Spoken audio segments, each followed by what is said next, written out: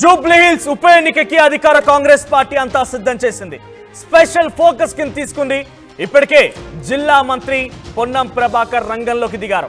మరో 2 రోజుల్లోనే నోటిఫికేషన్ విడుదలయ్యే అవకాశం ఉంది అనేటువంటి ఒక నేపథ్యంలోనే జూబ్లీ హిల్స్ టికెట్ కోసం కాంగ్రెస్ పార్టీలో భారీ పోటీ నెలకొంది. పదులాది సంఖ్యలో అక్కడికి వారంతా పోటీ పడుతున్నారు. పదుల సంఖ్యలో వారి పేర్లు తెర మీదకి వస్తున్నాయి.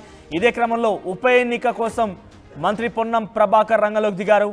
ముందు వరుసలో ఉన్నటువంటి ప్రధానమైనటువంటి అభ్యర్థులు పోటీపడి వారి పేర్లలో అజారుద్దీన్, నవీన్ యాదవ్తో పాటుగా మరొకరిద్దరు కూడా పోటీలో ఉన్నారు. సో ప్రధానంగా వీరి పేర్లు తెర మీదకి వస్తున్నాయి. దాంట్లో రహమత్ నగర్ కార్పొరేటర్గా ఉన్నటువంటి సిఎన్ రెడ్డి పేరు కూడా తెర మీదకి వస్తోంది. సో వీరంతా కూడా కలిసి ప్రస్తుతానికి పోటీలో ఉన్నారు. ఒకరి పేరు మేమంటే మేమనే రకంగా వారంతా డైరెక్ట్గా బహిరంగంగానే మాట్లాడుకుంటున్నారు. అయితే ఇదే నేపథ్యంలో మంత్రి పొన్నం ప్రభాకర్ ప్రెస్ మీట్ నిర్వహించారు. స్థానికేతరులకు టికెట్ ఇచ్చే ప్రసక్తే లేదని చెప్పి పొన్నం ప్రభాకర్ తేల్చేశారు. అందరినీ కలుపుకొని పోయే వారికే టికెట్ వస్తుంది అని పొన్నం ప్రభాకర్ అంటున్నారు. ఒకసారి పొన్నం ప్రభాకర్ ఏం మాట్లాడారో చూద్దాం.